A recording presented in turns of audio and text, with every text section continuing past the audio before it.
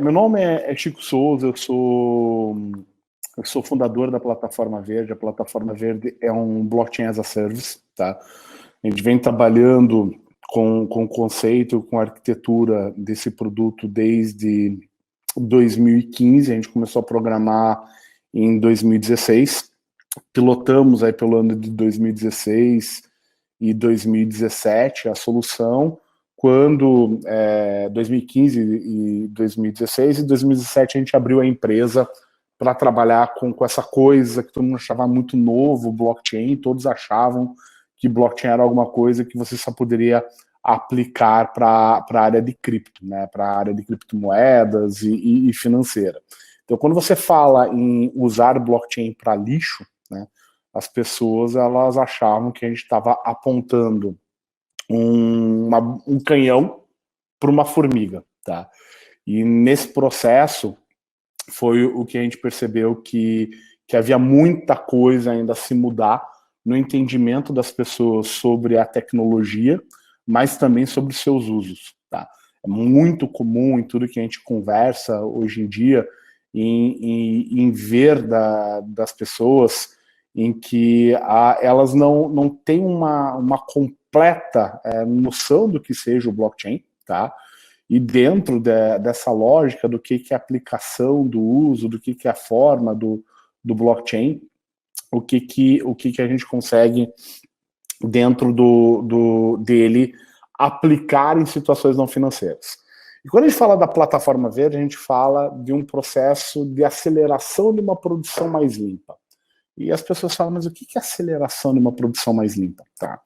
No mundo, são 2 bilhões, né? Então 2 mil milhões, 2 bilhões de toneladas de resíduos anualmente.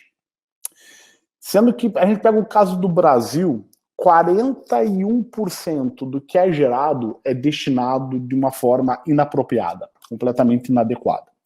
E quando a gente fala em lixo, é inacreditável, mas existe todo um atendimento legal, ou seja, todo leis a serem e regulações a serem seguidas, sejam elas estaduais, municipais e federais. Existem normas técnicas de transporte, manuseio, disposição, né? Como é que esse material ele pode ser reciclado, ou como é que ele pode ser destinado, aterrado, coprocessado, ou efetuar a cogeração de energia do resíduo. Então você tem que ter um destino apropriado, e esse destino ele também tem que ter licenças, certificações para você poder mandar esse material. É custo. Num país como o Brasil, em que 12,7% ou 12,3% do PIB é logística, e considerando que as dimensões do país são continentais, o problema também tange para a destinação de resíduos sólidos, porque as soluções que nós temos no sul-sudeste, elas não existem e não são as mesmas soluções que nós temos no norte e nordeste. Sempre vai se gerar lixo, então ele é inerente ao nosso processo, e existe uma coisa chamada falta de confiança.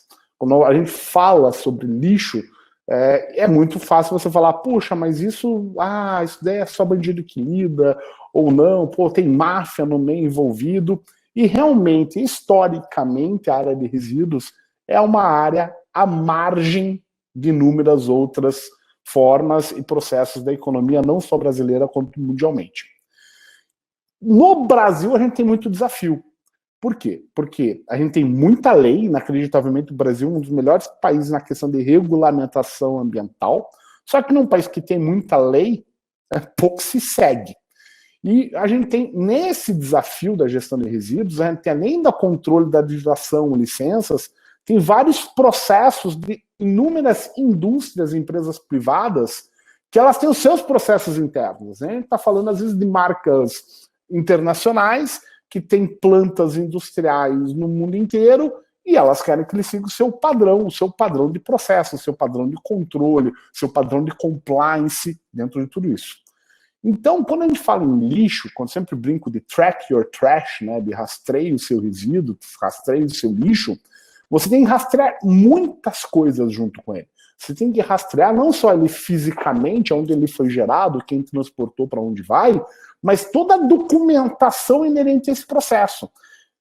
sejam as suas documentações e licenças como empresa, a das empresas que trabalham com você nesse processo e os atendimentos à legislação, que são atendimentos legais, que são inúmeros que tem. Normalmente, e historicamente, esse processo de resíduos, ele tem baixa rastreabilidade, baixa transparência e o compliance praticamente zero. E isso, falando aqui com vocês, uma pessoa que trabalha com resíduos desde 1997, são 23 anos, eu já tive 13 recicladoras em 5 estados brasileiros, vendi a minha parte em 2013, e é muito complicado, é um mercado à margem, sim, da sociedade.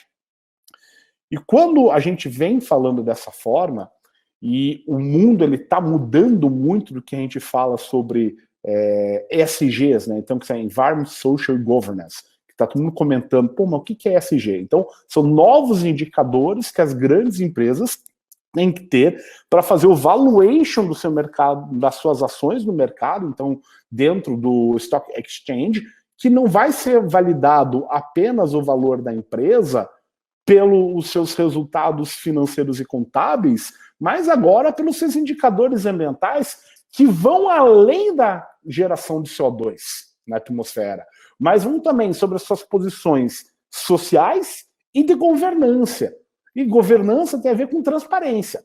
Então, quando a gente fala no meio ambiente como um pilar, são vários pilares dentro de uma indústria, que é a gestão de resíduos industrial, logística reversa, um termo que está sendo muito aplicado hoje em dia, que é a economia circular, que nada mais é do que você pensar num produto para que ele possa ser reaproveitado depois, pode ser remontado, pode ser reciclado, pode ser reusado, então os produtos têm que ter dessa forma. A destinação correta desses resíduos, então a gente tem leis, eu comentei, municipais, estaduais e federais, mas também tem leis intrafronteiriças. Existe lá a resolução da Basileia, né? Um resíduo que pode cruzar um país ou outro. E alguns resíduos eles são proibidos de cruzar, então, as fronteiras para ir para uma outra nação. E essa lógica do pensamento mais sistemático, de pensar um produto como um todo, definindo, então, que ele pode ter uma longa vida. O que antes a gente tinha um conceito de obsolescência programada, que nem os telefones celulares. Você troca o teu telefone não porque ele é ruim, é porque você quer o melhor. Você não precisaria estar descartando esse telefone, mas você descarta, porque você quer mais tecnologia. Ah, mas a bateria ela não funciona. A bateria ela poderia ter uma vida útil maior, mas o funcionamento de uma bateria é uma programação. Isso se chama obsolescência programada, ou seja, eu vou deixar ele obsoleto para que eu possa usá-lo, eu possa fazer com que o consumidor compre um próximo dentro de 2 anos, 1 ano, 3 anos, que seja. Dentro disso, a gente desenvolveu a plataforma verde, que é o quê? Um blockchain as a service, em que faz o rastreamento de toda a cadeia de gerenciamento de resíduos de uma indústria ou dentro de um município, que é o caso da cidade de São Paulo. E por que a gente fez isso? Porque sempre se falou dentro das condições do Tratado de Davos e de Paris sobre a questão de geração de CO2. Eu fui em Davos esse ano, estava em janeiro lá, e foi quando o presidente da BlackRock comentou que, olha, eu vou começar a validar o investimento ou não em determinadas empresas a partir do seu impacto no meio ambiente. Isso forçou toda essa correria, né, dos indicadores sociais, ambientais e de governança, transparência, né, os famosos ESG. Só que tem as ODS, que são os objetivos da Nação Unida, que são objetivos globais também, em que eles vão para a não pobreza, para eliminar a fome, para a melhoria de saúde, para a qualidade da educação, para a equidade de gênero, para uma água limpa e potável, então um problema sanitário no mundo, para um trabalho decente. Então são 17 indicadores, são indicadores globais. Todos esses indicadores eles acabam se encaixando dentro dessa situação do ESG. E como é que uma empresa ela vai conseguir provar que o que ela está fazendo não é o famoso termo que todo mundo fala que é o greenwashing, né? Ah, não, eu digo que faço uma campanha legal, boto na TV, uso o nome de um software existente lá na PV dizendo que eu vou rastrear a Amazônia. Não é isso, tá? Então é rastreabilidade. E quando a gente fala rastreabilidade, ela vem além da rastreabilidade física, mas sim é rastrear dentro das informações recebidas a veracidade das mesmas e os entes a elas envolvidos. Quando a gente fala, então, nesse processo de como utilizar o blockchain nisso, a Plataforma Verde, que é a nossa empresa, ela foi chamada pelo Fórum Econômico Mundial em 2018. Então, desde 2018, eu faço parte de inúmeros projetos dentro do Fórum Econômico Mundial, da Câmara Internacional do Comércio e da própria ONU, sobre rastreabilidade de cadeia, que é desde a extração da matéria-prima aos impactos dessa produção. Então, hoje, por exemplo, a gente controla montagem de máquinas de lavar roupa na Turquia com matéria-prima vindo da China e dos Estados Unidos. E qual o impacto disso na cadeia produtiva? Porque é montado na Turquia, mas é vendido na Europa inteira, por exemplo. Tá? Qual o impacto desse tipo de produção? O que isso traz de benefício ou de malefício para o planeta? Quais são as informações que essa cadeia de inúmeros fornecedores nos dão? É uma verdade? Não é uma verdade? Quem que pode ou não controlar essa informação? Já que a gente está falando de vários países.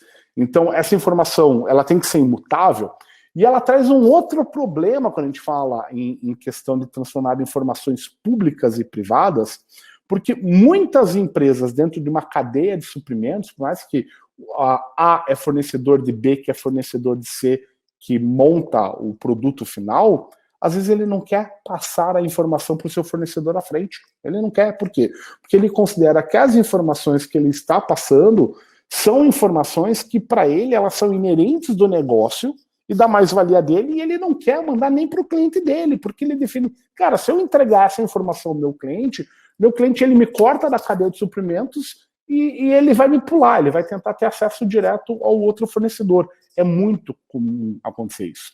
Então, a gente vê também em muitas empresas essa questão que a gente chama de data sharing permissionado. Compartilhamento de dados, mas apenas aqueles dados que eu considero que não são 100% sensíveis ao meu negócio. E dados que não são 100% sensíveis ao negócio dele, os indicadores ambientais eles acabam se incluindo muito bem dentro dessa característica. Às vezes eu não quero passar meu custo de manufatura porque o meu cliente lá na frente então vai pedir uma redução de preço. Mas o meu impacto no ambiente é algo que eu me sinto um pouco mais seguro de passar, caso eu não seja uma empresa que esteja causando um impacto extremamente negativo ao ambiente e o meu entorno. Então, o data sharing permissionado, ele começou agora a ser uma discussão muito parecida com a discussão da LGPD, que é uma discussão B2C, quando o data sharing permissionado é uma discussão B2B, é uma discussão de cadeia de empresas. E como a gente vai validar todas essas informações de uma cadeia e ainda não ficar validando informações falsas?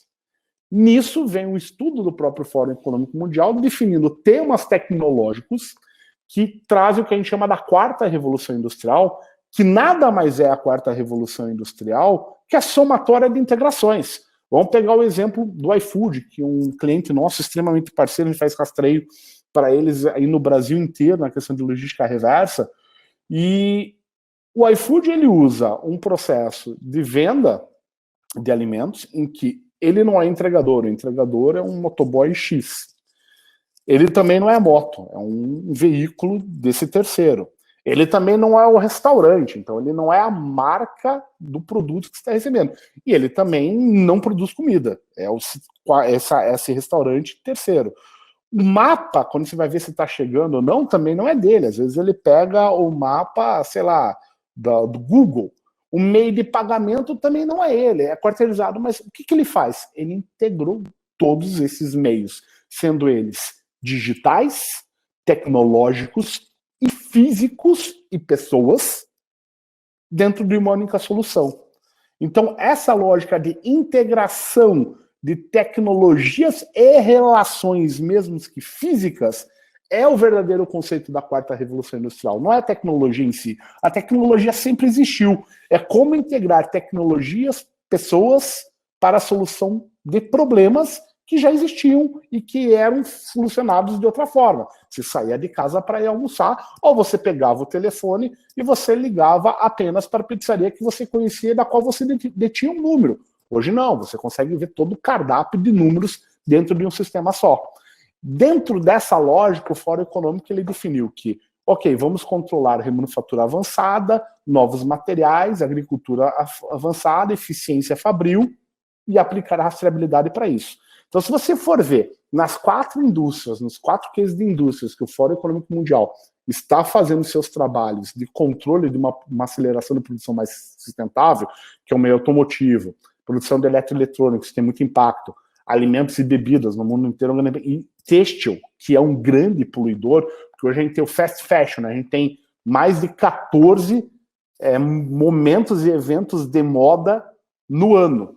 Quando eu tinha 8 anos de idade, era primavera, verão, outono e inverno.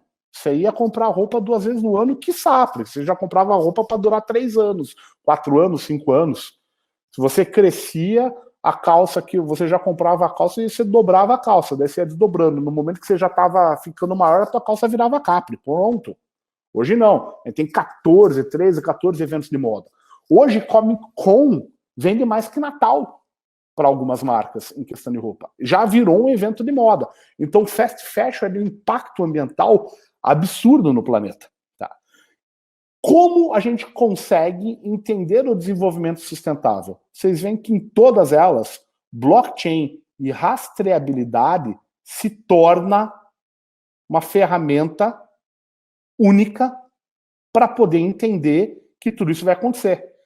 Então, nessa lógica, o blockchain ele vem com uma questão que você integra diferentes soluções, e dessas diferentes soluções de diferentes áreas, de diferentes entes, de diferentes atores, fábricas, mercados, dentro de um único smart contract, em que você valida essas informações.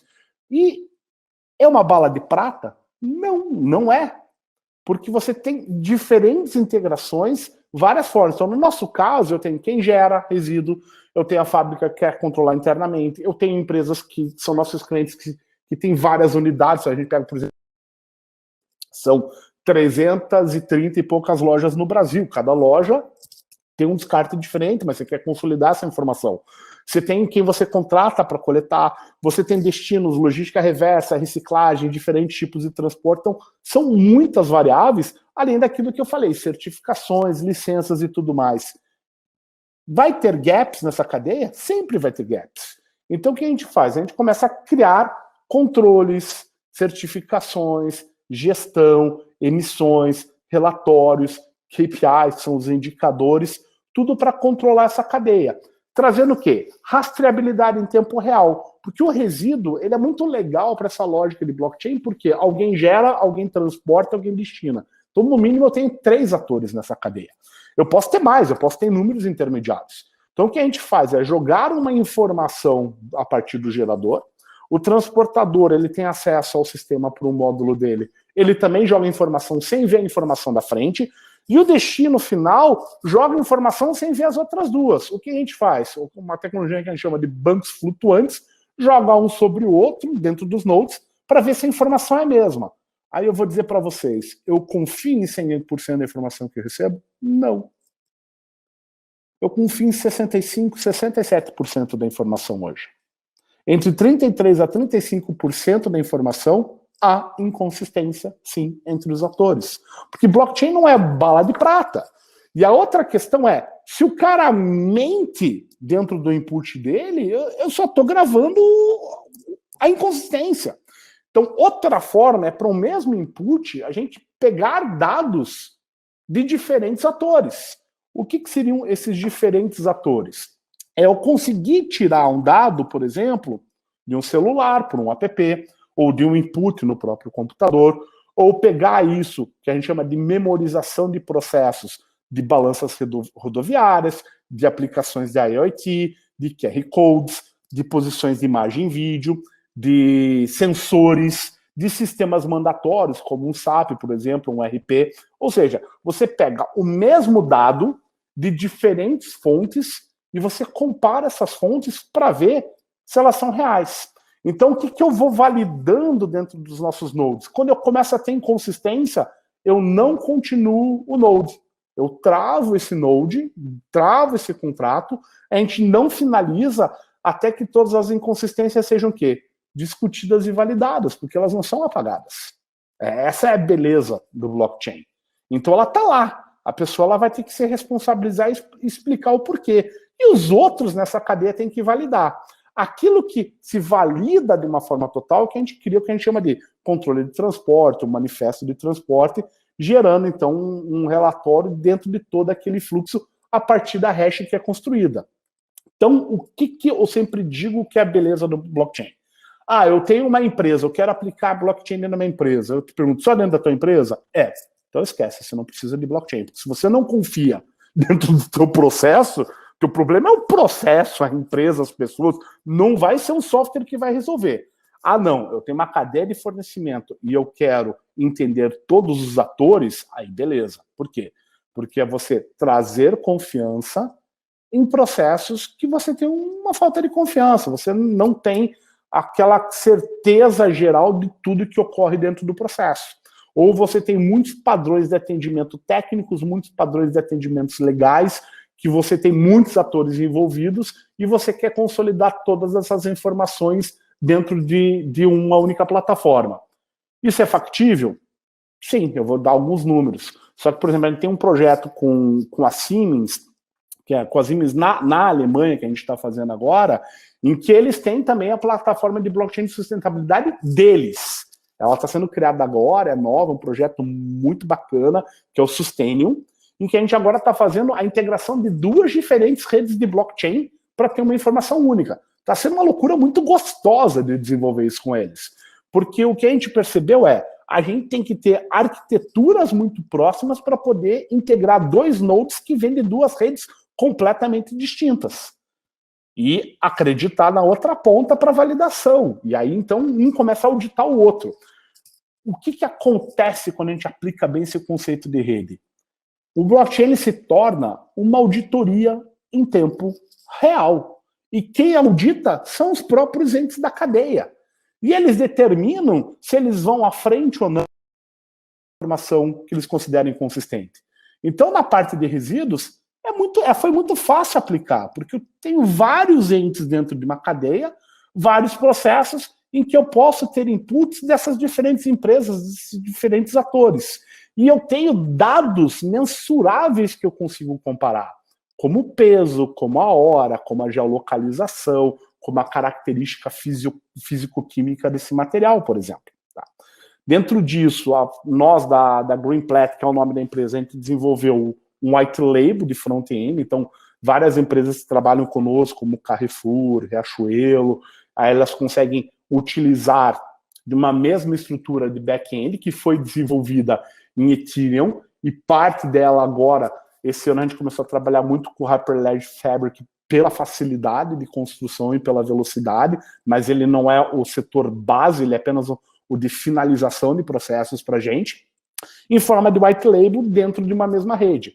E com isso a gente começou a trabalhar com o que a gente chama de portais para entes privados e para entes públicos, que é o nosso maior case. Essas aqui são algumas das empresas que já trabalham com a gente. Então, você vê grandes marcas aí no Brasil, são mais de 1.500 empresas, CNPJs privados que trabalham conosco, grandes marcas que utilizam a nossa solução privada, buscando atendimento de diversas questões de compliance. Então, aterro zero, atendimento ODS, redução de custo, aquilo que você mensura, aquilo que você controla, aquilo que você vê, você consegue desenvolver um tempo financeiro, você consegue ganho administrativo. Então, a Renault foi o nosso primeiro case, foi o nosso first adapt user. Então, com a gente, grande parceiro, a gente aprendeu muito, porque ele dizia o que ele precisava controlar, e o que ele ganhou na redução de custo de gerenciamento foi absurdo dentro do primeiro ano. Inacreditável o que tinha de perda, que não era mal gerida, mas era gerida por terceiros da qual eles não confiavam. E a partir do momento que eles começaram a ter informação consolidada da cadeia inteira, eles entenderam quem eram os atores que imputavam as inconsistências, e eles foram tirando esses atores dentro do processo e aumentou o resultado financeiro do processo. A Takeda Fármaco já foi um outro processo. Foi o rastreio de formulações e matérias-primas e das suas perdas produtivas do que remédios controlados, que é aquele tarja preta, que você vai lá na farmácia, e que você tem que registrar teu nome, seu CPF para poder comprar, mas não adiantava ter só aquilo da farmácia, tem que ser de ponta a ponta da cadeia, esse aumento de rastreabilidade de matéria-prima, estoques e produtos, pegando inputs de personas, como também de hardware, de diferentes de inputs digitais e físicos. E o nosso maior case, que é a Prefeitura de São Paulo, que antes do nosso sistema, ela tinha o controle de 5 mil empresas, né? 16 mil historicamente desde 1988, e apenas 5 mil aí nos últimos anos, no sistema de cadastramento de empresas grandes geradoras de resíduos. E eram 5 mil empresas cadastradas apenas atuais. A gente subiu os cadastros, está aqui marcando 680 mil empresas, mas essa semana a gente bateu 691 mil empresas cadastradas, em pouco menos de 2 anos. A gente aumentou a receita municipal em milhões de reais, algo em torno de 40 milhões de reais a partir desse controle, e a gente objetiva em dólares 35 milhões, são aí algo em torno aí de 150 milhões a 160 milhões de reais de redução de custo público na destinação de resíduos sólidos. São mais de 18 mil toneladas dia que a gente rastreia, tanto das empresas privadas que coletam resíduos na cidade de São Paulo, são mais de 600 empresas, quanto das 2 empresas da coleta urbana, as concessionárias urbanas, que elas passam nos mais de 450 mil endereços da cidade de São Paulo, residências que existem na cidade de São Paulo, numa população de 10 milhões e meio de habitantes. É inacreditável o que a gente conseguiu fazer a partir do quê? Da informação, do rastreio de dados, de uma parceria público-privada, e em cima disso, transformar todos os entes de uma cadeia os seus próprios fiscalizadores e auditores, trazendo confiança num processo de extrema falta de confiança. Esses são alguns dos números aqui da plataforma. A gente abriu a empresa em 2017. Equipe somada à plataforma e as nossas spin-offs, né, que são as empresas em torno. A gente montou uma empresa para prestar consultoria a partir dos dados para as empresas tomarem as suas decisões. A gente montou uma empresa de hardware em que a gente desenvolveu diferentes sensores, a gente instala sensores em inúmeras empresas. A gente tem aí uma equipe de 103 pessoas já, porém na área de rastreio e software são 67. Né? São diferentes módulos, mais de 1.500 clientes ativos privados, como eu falei para vocês, mais de 10 diferentes tecnologias de sensores criadas, e aqui algumas das validações. Né? Então, World Smart Cities Awards, né, em Barcelona ano passado, Latam Edge Awards em Londres. Esse ano nós ganhamos o World Cup da América Latina de startups, fomos para a finalíssima no mundo entre 160 mil startups. Hoje aí a gente recebeu aí o top 10 aí da 100 Open Startups na área de GovTech. A gente também está dentro da lista da 100 Startups to Watch, mas eu acho que muito mais que somos considerados pela Business Insider uma das 61 empresas mais inovadoras do mundo, mas eu acho que antes de reconhecimento, eu sempre digo que soluções digitais elas não existem sem o que a gente chama de ações físicas. Então o Covid ele veio, ele acelerou muito, mas por exemplo hoje 100% da nossa equipe está trabalhando em casa, a gente não tem ninguém dentro do escritório, a gente não vai voltar até ter a vacina. Mas o Covid ele acelerou muitas coisas, porque muitas empresas elas perceberam que elas tinham que controlar seus dados, seus indicadores de casa, os profissionais. E como é que ele ia ter confiança se ele não estava lá e se muitas coisas que ele controla num processo produtivo era para uma planilha de Excel que depois ele alimentava o SAP. Então, a rastreabilidade da informação, quando você não está no ponto, ela se mostrou extremamente necessária. Houve um período aí no início do Covid e que as empresas ainda estavam tateando o que eu vou fazer, o que eu não vou fazer. Não, isso vai voltar, o Covid vai terminar, a gente já volta em abril, em maio, em junho, isso não aconteceu. Então tá muito legal aqui para a gente da plataforma, que a gente está crescendo 30% ao mês nos últimos 3 meses. Tá? E a gente está mantendo essa pegada agora em novembro e com certeza em dezembro. Eu acho que a gente só para em janeiro aí que todo mundo vai dar aquela freada. Mas as empresas elas acabaram entendendo essa necessidade de digitalização do processo, mas de rastreio para a confiabilidade da informação. Isso seria impossível sem ter uma equipe preparada e pessoas que estão... Eu sempre falo que a tecnologia ela aparece para quem está na outra ponta, né? E o blockchain também é nada mais do que você preparar uma arquitetura para controlar fluxos de informação e processos que têm que ser validados por uma cadeia. Mas quem faz isso são pessoas. Então, o esforço do desenvolvimento de qualquer estrutura de blockchain é 100% físico, mas além de ser 100% físico, ele é 100% voltado a interações humanas. Então, era um pouquinho disso aí que eu gostaria aí de passar para vocês. Então, como eu uso, alguém tá, Vitor Almeida, qual blockchain vocês usam? A gente, desde 2016, a gente estava programando Ethereum. O que a gente fez foi pegar o Hyperledger Fabric agora, desde o início desse ano, para fazer finalizações de processo e ter uma forma de hash, de acesso de hash muito mais simplificada para os nossos clientes.